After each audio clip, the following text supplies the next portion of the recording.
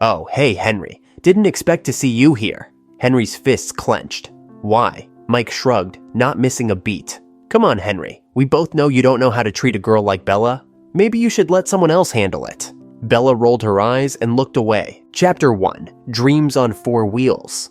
Henry stood in the garage, eyes wide with pride, as he ran his fingers over the smooth hood of his brand new, well, new to him, sports car. The countless hours of sweat, sacrifice, and back-breaking work were finally worth it. This car wasn't just a vehicle. It was a symbol of everything he'd worked for. It was a declaration to the world, and maybe it would finally show Bella that he was more than just the quiet guy who worked too much. He hadn't told Bella yet. Henry wanted it to be a surprise. Their story began a year ago. Bella was a student from the next class. She suddenly walked into his class with her head held high, her hair cascading over her shoulders, turning every head in the room. She was popular, confident, and untouchable. But that day, she needed something Henry had: brains. "Hey, you're Henry, right?" Bella leaned over his desk, her voice sweet but commanding attention. "I hear you're good at math." Henry's heart raced. He wasn't used to girls, especially not girls like Bella, talking to him. He nodded, barely able to speak.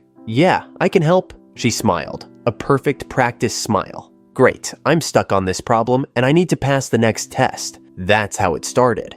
Late afternoons in the library, Henry patiently explaining equations while Bella listened. Sometimes anyway, she'd tap her nails on the table, complain about how boring math was, or scroll through her phone when she thought he wasn't looking. But every now and then, she'd laugh at something he said, or lean in a little closer, and Henry would forget the rest. He was falling for her, and he fell hard.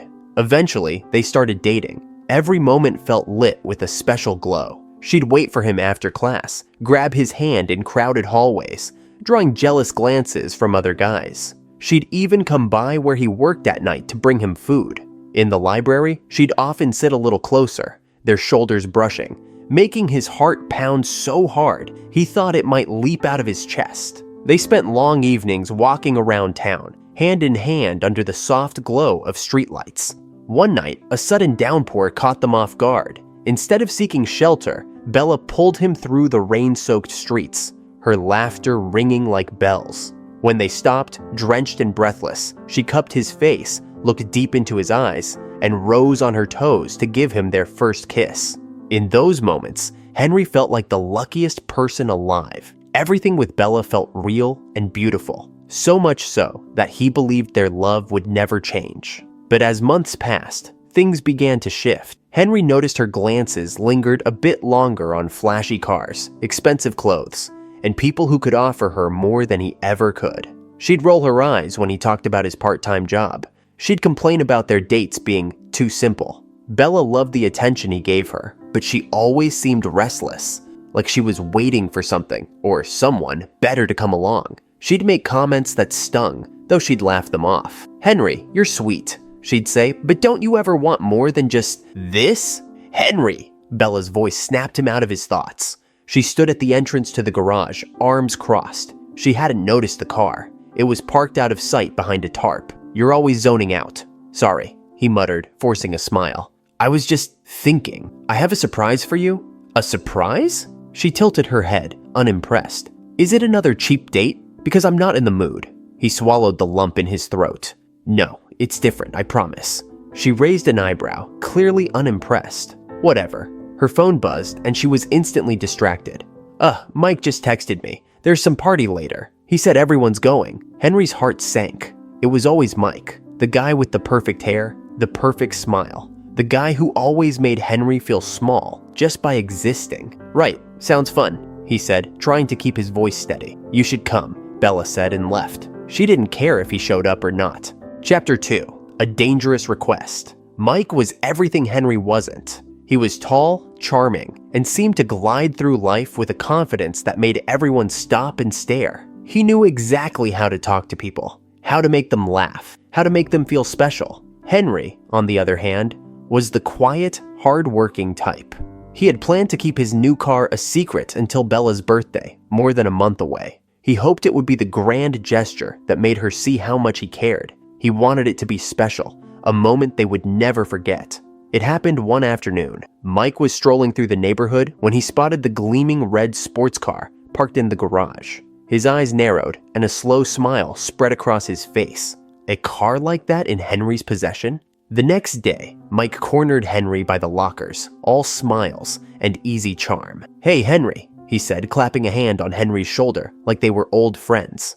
"I heard you've been busy." Henry blinked, surprised. Hi, Mike. I saw your car," Mike continued, his voice dripping with casual admiration. "It's impressive. Didn't know you had it in you." Henry felt a mix of pride and unease. "Thanks. I've been saving up for a long time." "Must be nice," Mike said, leaning in slightly. "Hey, listen, I wouldn't normally ask, but I've got a bit of a situation. I need a ride.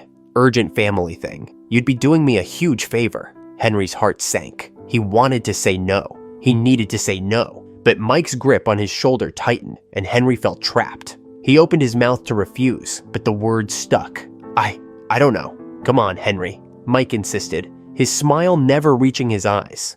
"You can trust me. I'll take care of it." Every instinct screamed at Henry to walk away, but he couldn't muster the courage. "Okay," he finally said, his voice barely audible. "Just be careful." "Great," Mike grinned, snatching the keys from Henry's hand with a little too much enthusiasm. "You're a real friend." As Mike walked away, a feeling of dread settled in Henry's stomach. But he pushed it down. Mike wouldn't do anything too reckless, right? The next day, Bella was walking across the school courtyard when she spotted the red sports car pulling up. Her eyes widened with surprise and delight as Mike stepped out, flashing her his trademark smile. "Hey, beautiful," Mike said, leaning casually against the car. "Need a lift?" Bella's jaw dropped. "This is yours?" "Of course," Mike lied effortlessly, opening the passenger door. "Hop in." Without a second thought, Bella climbed in. Her laughter echoed as they drove off, leaving whispers and stares behind. Henry wasn't there to see it. In the days that followed, Bella became distant. Bella barely looked at Henry anymore. When she did, there was a coldness in her eyes that hadn't been there before. She'd laugh a little too loudly when Mike was around, tossing her hair and hanging onto his every word. And when Henry tried to talk to her, she'd brush him off, her words cutting like knives. "Henry, you're just too serious," she said one afternoon, rolling her eyes. "Mike actually knows how to have fun. I thought we—" Henry started, his voice cracking. "I thought we had fun." "Sure, if you call sitting around and doing nothing fun," she snapped before turning away. "Maybe you should try living a little." The words echoed in his mind long after she walked away. Henry clenched his fists, trying to keep the tears at bay. Chapter 3. Beneath the Wheel. Mike was in his element. With Henry's car now his temporary tool, he used it to paint the perfect picture of himself. Smooth, successful, and seemingly untouchable. Every morning, he rolled into the school parking lot. The red sports car gleaming under the sun. Heads turned, girls whispered. Even the guys who envied him couldn't help but be impressed. Mike soaked it all in, thriving on every glance and every gasp. He always made sure to avoid crossing paths with Henry, slipping away before their eyes could meet. For Bella, the illusion was complete. She was captivated by Mike's charm, the way he confidently tossed the keys, the way he talked about life as if it were a game he always won. When he laughed, she laughed too, louder, brighter, as if to show everyone she belonged by his side. It wasn't long before she started looking at Henry differently. "Hey, Bella," Henry said one afternoon, hopeful that he could talk to her, maybe recapture some of what they'd lost. She glanced at him, barely hiding her irritation. "What is it, Henry?" Her voice was cold, a far cry from the warmth he used to know. "I thought we could hang out," he said, his voice trembling slightly. "Like we used to." Bella rolled her eyes, crossing her arms. "Do you ever think about doing something interesting? All you ever want to do is the same boring stuff." Henry felt the words hit him like a slap. "I just thought, maybe that's the problem, Henry." She cut him off, her eyes narrowing. "You're always thinking, never doing, not like Mike. He actually knows how to have fun." There it was. The comparison that cut deeper than any insult. Henry tried to hold back the pain, but Bella's disdain was too clear. She turned on her heel, leaving him standing alone, his chest tight with hurt and confusion. Meanwhile, Mike's true colors were beginning to show. While he paraded Bella around, pretending to be the perfect guy, he was far from loyal. In quiet corners of the school and during whispered conversations, Mike flirted shamelessly with other girls. He made each one feel special, telling them what they wanted to hear. He promised things he had no intention of keeping. To some, he'd say, You're different, you know that? To others, he'd lean in close and murmur, "No one understands me like you do." Every word was a lie, every smile a mask. But it worked. The girls fell for it, drawn in by his confidence and charm. Mike played them all, taking what he wanted and leaving broken hearts in his wake. Chapter 4. Shattered Truths. Henry had planned everything. It was the weekend, and he was going to take Bella out, just the two of them. Maybe they could reconnect, find some spark of what they once had. He stood nervously by the school gate, waiting for her. When Bella finally walked up, she barely looked at him. "Hey, Bella," Henry said, forcing a smile. "I thought we could spend the day together. I have a surprise for you." Bella sighed, looking at her phone. "I can't today, Henry. Family stuff." "Family stuff?" He tried not to let the disappointment show, but it crept into his voice. "Maybe I can—" "No, you can't," she snapped, cutting him off. Her eyes were cold, dismissive. "I have to go." "Okay," he whispered, watching her turn away without a second thought. Something felt wrong. He watched as she walked away, fighting the sinking feeling in his chest. Henry decided to follow her. Maybe he was overthinking, but as he turned the corner, his heart dropped. There was his car, the one he had reluctantly lent Mike again for another family emergency. Only now, it wasn't Mike alone. Bella was there too, sitting in the passenger seat, laughing at something Mike said. They looked so comfortable, like they'd done this 100 times before. Henry's blood ran cold. He stepped closer, every nerve in his body screaming at him to turn back. But he couldn't. "Bella?" His voice came out strained, barely above a whisper. Bella's laughter died instantly. She turned, her expression shifting from surprise to something colder. "Henry, what are you doing here?" I thought you had family stuff," Henry said, his voice shaking with a mix of hurt and confusion. Bella rolled her eyes. "Seriously? You followed me?" Mike leaned back casually in the driver's seat, a smug smile playing on his lips. "Oh, hey, Henry. Didn't expect to see you here." Henry's fists clenched. "Why?" Mike shrugged, not missing a beat. "Come on, Henry. We both know you don't know how to treat a girl like Bella. Maybe you should let someone else handle it." Bella rolled her eyes and looked away, as if the whole scene was beneath her. "This is embarrassing," she muttered. "You always have to make things so dramatic." The words hit Henry like a punch. "Bella, I thought you cared." "Henry, you're so predictable," she sneered. "Always clinging to things you can't hold on to." Mike smirked, tapping the steering wheel. "You should go, Henry. Don't make this harder than it needs to be." Henry's jaw tightened. Anger, hurt, and disbelief swirled inside him, but he said nothing. He couldn't. He turned and walked away, feeling like the ground had fallen out from under him. Everything he'd worked for, everything he believed in, felt meaningless. He heard the car engine roar to life behind him, but he didn't look back. He couldn't. Chapter 5. Betrayal's Abyss. Henry felt like the walls were closing in. Every breath was heavy, every step weighed him down. He couldn't shake the image of Bella laughing with Mike in his car. It played in his mind over and over like a cruel loop. How had everything fallen apart so quickly? How could he have been so blind? One afternoon, there was a knock at the door. Henry opened it to find Mike standing there, keys dangling loosely from his fingers. "Hey man," Mike said, a cruel smirk twisting his lips. "Thought I'd return this. Don't need it anymore." Henry took the keys, his hands trembling. He wanted to say something, anything, but the words caught in his throat. Mike leaned in closer, his voice low and mocking. "You really thought you could keep up, huh? Cute. But you should know your place." With that, he walked away, leaving Henry seething. The humiliation was overwhelming, but this time, the pain didn't crush him. It fueled him. He couldn't keep being a victim. He wouldn't. The next days, Henry's friends noticed the dark circles under his eyes, the way he kept to himself. During lunch, they cornered him. "What's going on, Henry?" One of them, Jason, demanded. "You look like you've been through hell." Henry hesitated, then told them everything. The car, Bella, Mike's lies. He expected pity, maybe a few pats on the back, but their reaction was different. "Are you serious?" Sarah, one of his closest friends, nearly shouted. "You let Mike take your car? Again? Henry, come on." "He played you," Jason added, shaking his head. "But that doesn't mean he gets to win." Henry felt a flicker of hope. "What do you mean?" "It means," Sarah said, leaning forward, "we're going to expose him. All of it."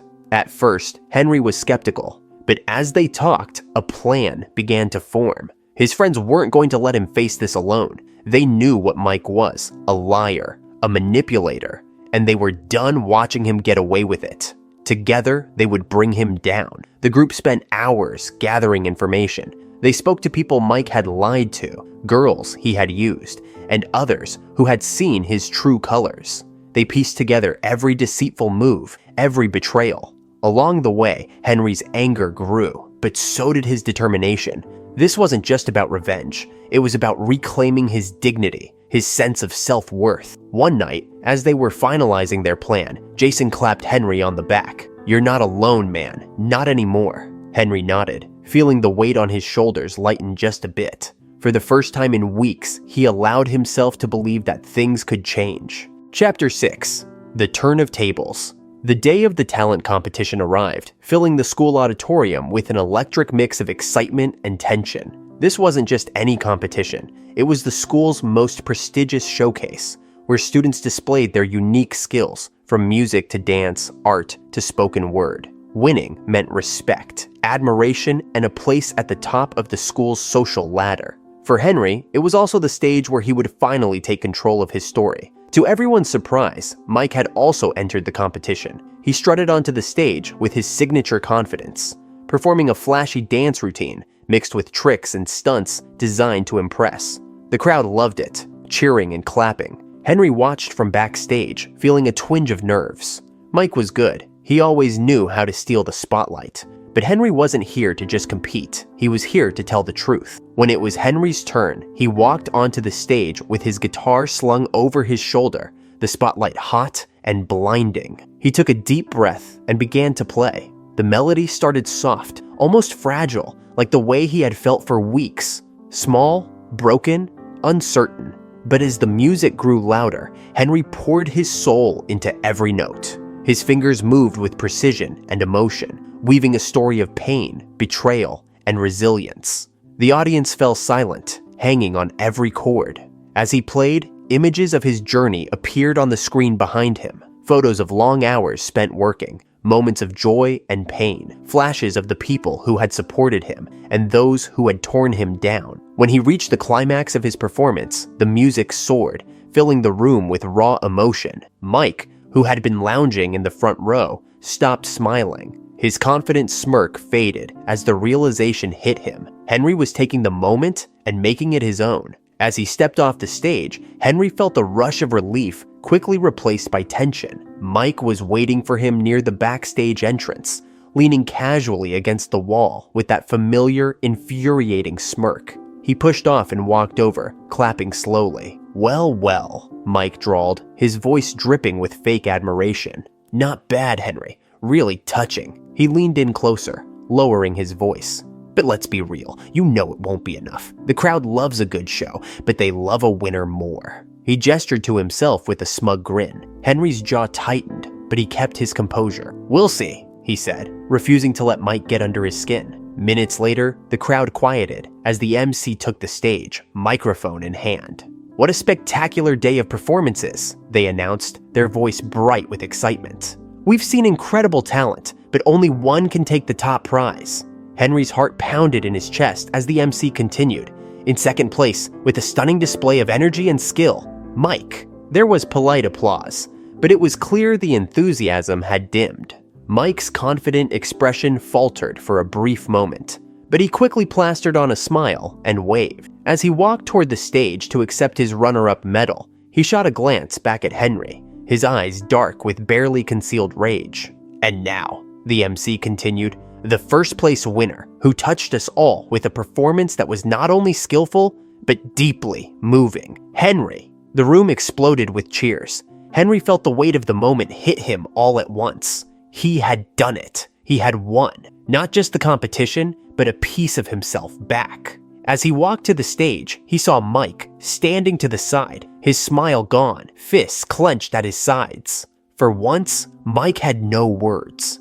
The MC handed Henry the microphone. "Henry, you've captured everyone's hearts today. Is there anything you'd like to say?" Henry took a deep breath, his hands still trembling. "Thank you," he began, his voice steady but filled with emotion. "I worked hard for this moment, but there's something more important than winning that I need to share." He turned to the screen behind him. "Sometimes people pretend to be your friend. They take advantage of you, use you, and hurt you. But today, I'm here to show the truth. The screen lit up, displaying messages, videos, and pictures that exposed Mike's lies and manipulations. The crowd gasped as they saw how he had used Henry's car, flirted with multiple girls, and spread lies to keep his fake image intact. Mike's face turned red. "This is a setup," he yelled, stepping forward. "He's lying. The proof is right here," Henry said, his voice calm but unyielding. "You can't hide anymore, Mike." The auditorium erupted with whispers and murmurs. Mike tried to laugh it off, but no one was buying it. Bella stood frozen, her eyes glued to the screen, horror and realization washing over her. You used me," she whispered, tears forming in her eyes. "Bella, it's not what it looks like," Mike pleaded, but she turned and walked away without a word. Henry stepped back from the microphone, feeling a mixture of exhaustion and relief. He had done what he came to do: expose the truth. The crowd's cheers grew louder as his friends rushed to his side, congratulating him. For the first time in a long time, Henry felt free. The tables had turned, and he wasn't afraid anymore. Chapter 7: Revealed and Retaliation. The aftermath of Henry's revelation spread like wildfire. Everyone at school now knew the truth about Mike, the lies, the manipulations, and how he had used Henry. For the first time, Mike's charm couldn't shield him from the disgusted looks and whispers that followed him down every hallway. His reputation, once carefully crafted and admired, lay in tatters. Henry, meanwhile, found a mix of relief and exhaustion. The weight of carrying the truth had been lifted, but it didn't make everything suddenly right. His friends stuck by him, offering support and encouragement. But Henry couldn't ignore the glares that came from Mike and his remaining loyal followers. He knew the storm wasn't over. It happened late one afternoon. Henry was walking home, his bag slung over his shoulder, and his thoughts heavy. He didn't notice the shadowy figures closing in until it was too late. 3 of Mike's associates, faces twisted with cold smiles, stepped out of the alleyway and blocked his path. "Henry, we've got a message from Mike," one of them sneered, cracking his knuckles. Before Henry could react, one of them lunged, landing a punch squarely in his stomach. The air rushed from his lungs, and he doubled over in pain. Another strike hit his side, sending him sprawling onto the pavement. He tried to get up, but a boot connected with his ribs, and he cried out as pain shot through his entire body. Every breath felt like fire. "Think you're tough now, huh?" one of them spat, grabbing him by the collar and slamming him back against the wall. Henry's vision blurred, but he could still see their cold, mocking eyes. He swung a fist, desperate to fight back, but it was weak. They laughed as if amused by his attempt. Blow after blow rained down on him, punches to his face, kicks to his sides. He tasted blood, warm and metallic, as it trickled from his split lip. His body screamed in pain, each strike making it harder to think, harder to breathe. He curled in on himself, trying to protect his head, but they showed no mercy. Every kick to his ribs sent waves of agony coursing through him. Every mocking taunt made the humiliation sink deeper. Just when it seemed like he couldn't take any more, a voice cut through the violence, sharp and desperate. "Stop it!" Bella's scream rang out, filled with terror and desperation. She had seen what was happening and ran as fast as she could. The attackers hesitated for a moment, but before they could regroup, a teacher and several students, alerted by Bella, came running. The thugs scattered, knowing their time was up. Bella rushed to Henry's side, tears streaming down her face. "Henry, are you okay?" she asked, her voice trembling as she knelt beside him. Henry struggled to sit up, pain radiating from every part of his body. I'll be fine," he mumbled, forcing a pained smile. The teachers quickly intervened, gathering evidence and contacting the authorities. Within hours, word reached the school administration. Mike, the mastermind behind the attack, was confronted. He tried to deny it, to spin more lies, but the evidence was undeniable. He was suspended on the spot, facing even more serious consequences.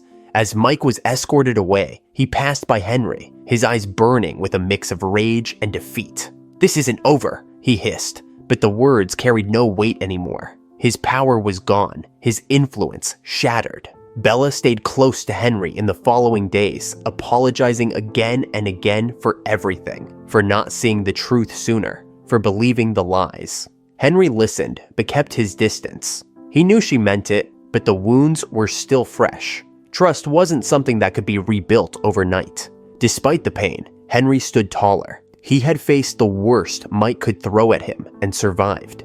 Surrounded by real friends, he knew that, for the first time in a long time, he was finally free. Chapter 8. The Path to Healing. Henry stood in front of the red sports car, the same car that once symbolized all his hard work and dreams.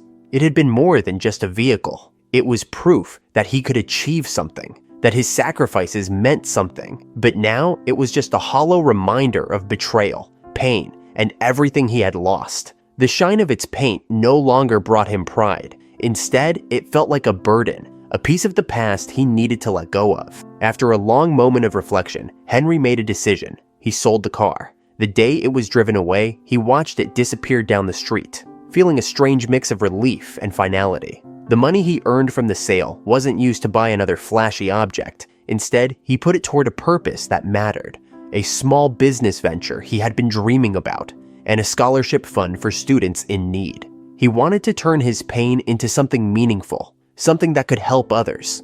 It was his way of moving forward and making sure that his suffering hadn't been in vain. A few days later, Bella found him sitting on a bench near the park, deep in thought. She approached slowly, her eyes filled with a mix of regret and sadness. "Henry," she began softly, "can we talk?" He didn't say anything at first. He looked at her, really looked at her, and saw the person he once cared about, but also the person who had hurt him deeply. "What is there to say?" he asked quietly. Bella took a shaky breath. "I was wrong.